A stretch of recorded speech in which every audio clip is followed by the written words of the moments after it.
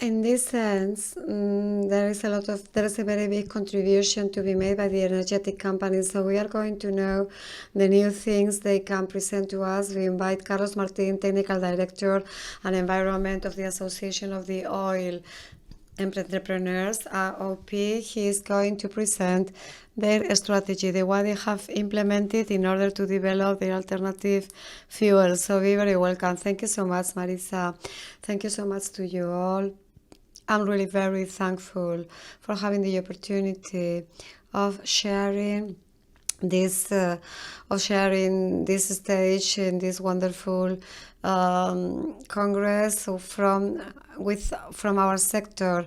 So we have got companies that are distributing liquid fuels in Spain, and I'm really happy to share with you our vision of how our sector can contribute to the fight against climate change and make of the European Union the first neutral climatic energy in the world, because really this refining sector is much more than a refinery, and we are going to tell you today how we are going to transform our refineries in circular economy, in centers efficient at the energetic level. So refinement is an industry that has contributed to a very big extent to the economic development of the society, and they want to do it in the future. So that's why we present our strategy for the evolution to the eco fuels, the liquid ones of low or null emissions.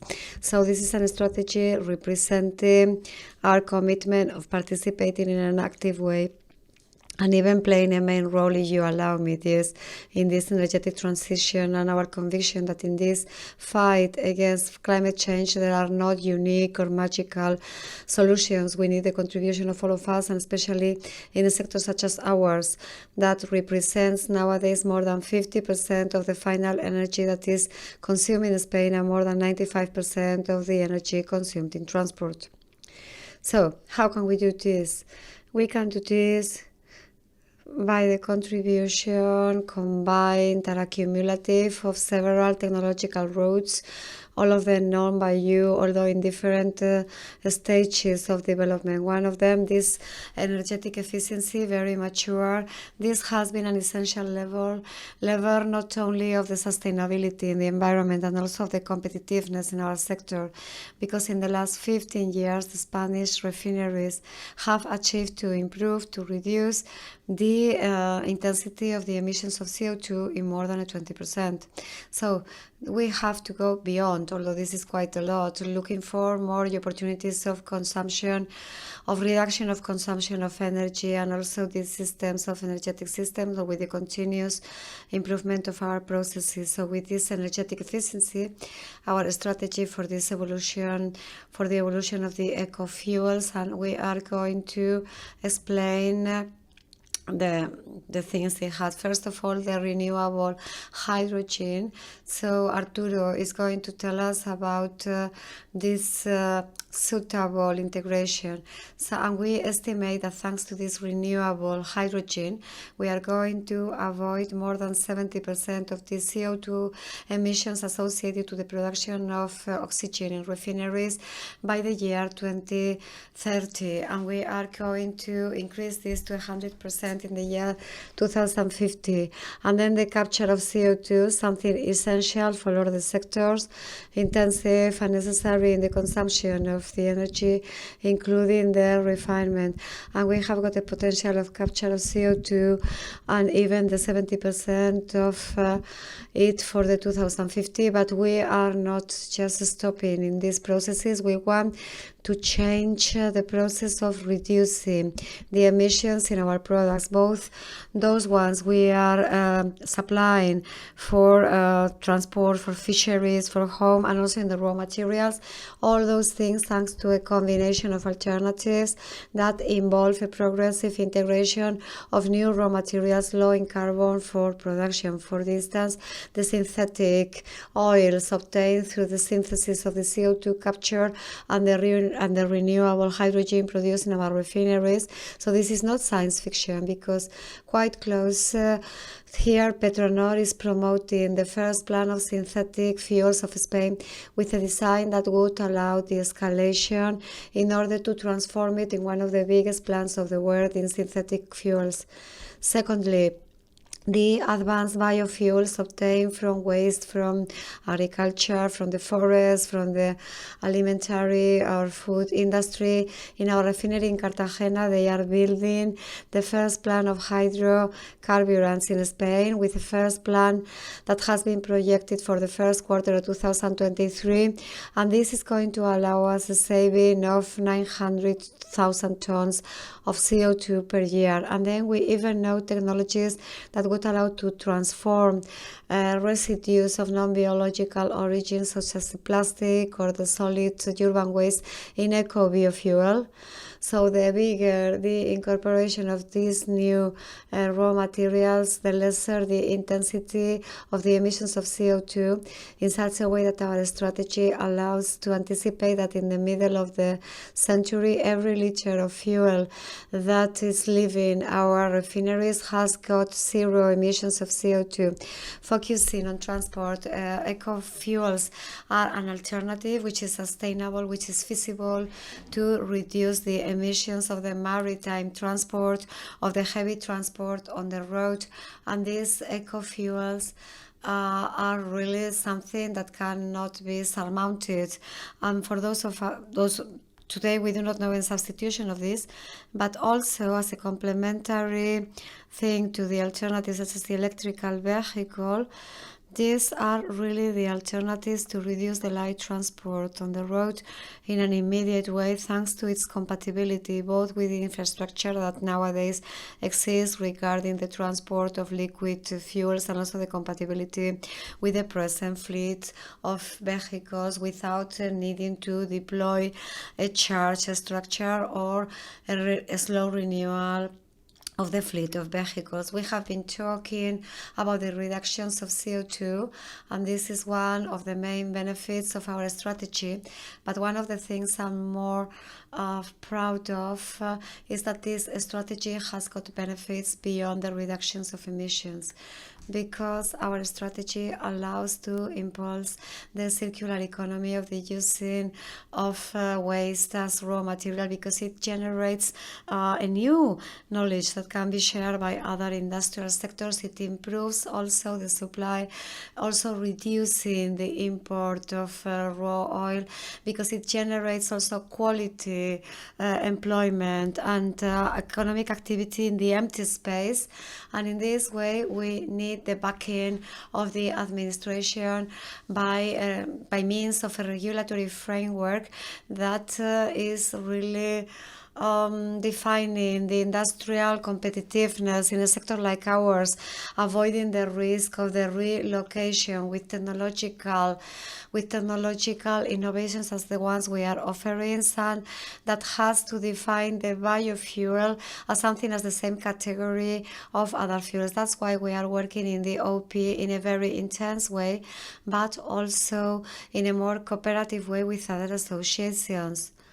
So just 2 months and a half, the platform for the promotion of eco-fuels has been born, comprehending 22 associations that represent more than 320,000 companies, from big multinationals to medium and small-sized companies, micro companies, freelance people. So this platform is born with the vocation of becoming a forum of debate which is open with the public administrations, of course, but also with the rest of social stakeholders that are interested in it, because we do believe that we are more, and we think that for this energetic transition to be what we want to, it must be inclusive, it must foster the contribution of all the alternatives with the potential of reduction of emissions.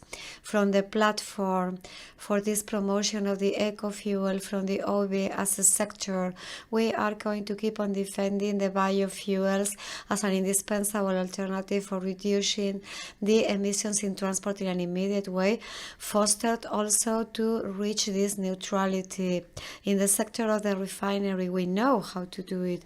We know the techniques, and we have tested them thanks to the effort we have made in investment been counteracting this economic cycle.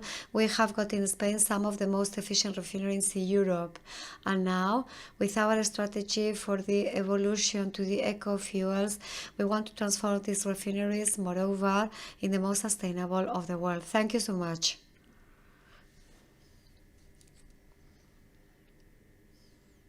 Thank you so much to you, Mr. Martin, for presenting and also summarizing the strategy given by the OP. And now we are going to invite Arturo Fernandez, Innovation Manager of Petronor, who is going to talk about solutions based on hydrogen and the Basque Hydrogen Corridor that we have been mentioning so much in the last time.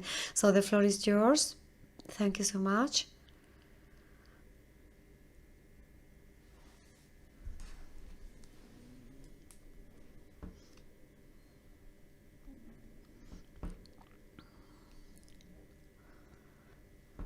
Good morning. Thank you so much, Vanessa, for your presentation. I'm continuing with the message that Carlos has already said.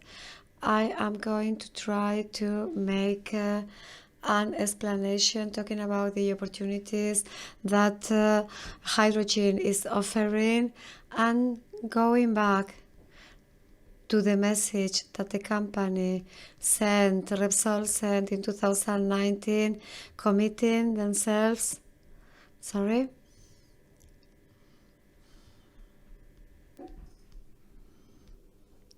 Let's see whether we can solve the problems with the audio, and you can start with your presentation. Oh, we are looking for a microphone. For a hand microphone. Okay, let's see.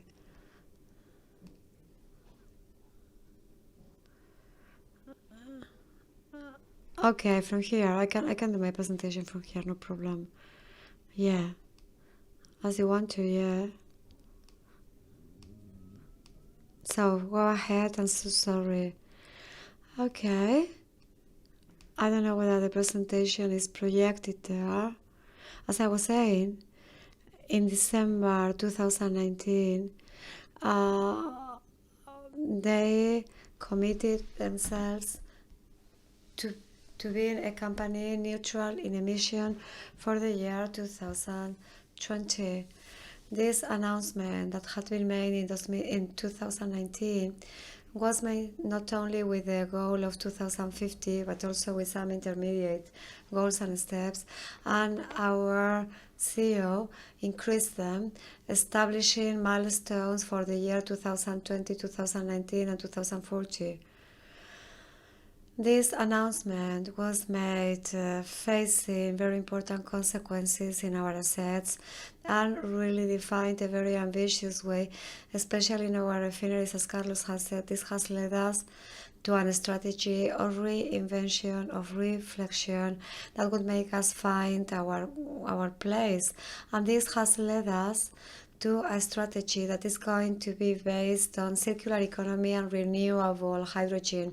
Circular economy that is going to lead us to advance biofuels strategies, and then of course the renewable hydrogen is going to play a role from the raw materials of our processes. So he corrects himself. So also raw materials for the obtention of a new product, such as the biofuels, and also acting as biofuel in itself.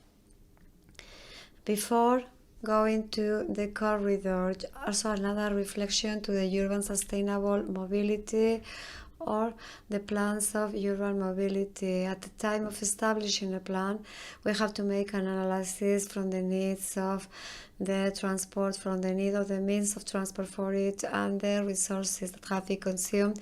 And this is going to take us to a balance of consequences, both negatives and positives. And in this balance, we are going to find the options. This is going to be like this always from the point of view that a balance has to be found, and this balance is going to vary depending on the needs of the means or the resources.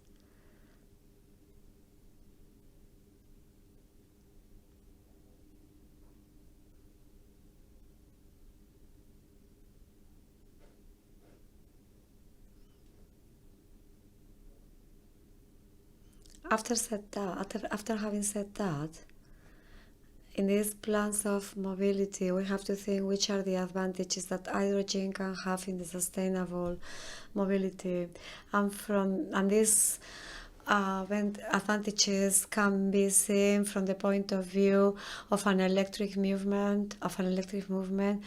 Also the advantages of zero emission, and also the high autonomies offered by the hydrogen, together with the possibilities of very quickly recharge, and these infrastructures concentrated that can take us to locate in strategical points these recharges. With this structure, they present an added value. This is a project that basically the philosophy of it, what it tries is to make the most of this bet on the hydrogen, that at the moment Petronor, in this strategy of refinery of the future, one of the axes was the hydrogen. Petronor is betting on the hydrogen, but beyond that we understood that it was strategical for Petronor because our future has to do with it. We have to decarbonize ourselves, we have to be actors in these energetic transitions, and also other companies in the Basque Country and beyond the Basque Country could find a good opportunity also in the world of hydrogen. So the strategy was to develop a collective strategy where we could create a big project to create an ecosystem, and at the end, if we want to develop the economy of hydrogen, we have to touch on every element. We have seen here that if we have got the buses, but we do not produce hydrogen, if we do have buses, but we do not generate it, it doesn't function. We have to do a whole development. We have got a lot of skills. We have seen a sample of it. There are companies that are working on it, and there are companies that are making projects, and the only thing we have done is to get together, to merge together, to generate a big project. And regarding these funds of next generation, we can really have a winning bet. And in the end, just to give you some data, we are talking about a project where there is a participation with a direct involvement of 80 organizations behind of this project. We have got 56 companies offering their capacities and skills in these projects, and the big figures the project would have, we would be able to produce 23,000 tons of renewable hydrogen. So this is the first thing we should have in order to walk on this hydrogen path. We would have also synthetic fuels as another project. We would have also hydrogen produced from waste. So then we are already aligned with the production part. But as important as the production and the fact that we can be able to have this production, it is very important that the companies as a whole can make the most of the possibilities that hydrogen world is offering us. So basically we have got almost 120 companies.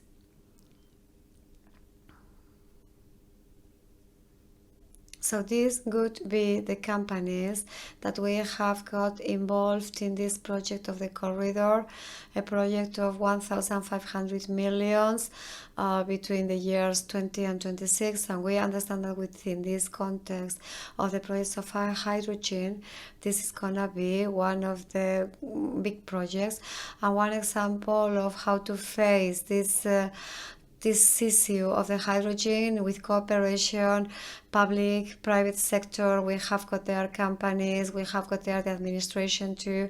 So this is really this necessary public and private company to go forward. This is what Arturo wanted to present to us, and he has had this small incident, but apparently I think he's fine. So Vanessa, the floor is yours. So very well, I congratulate you.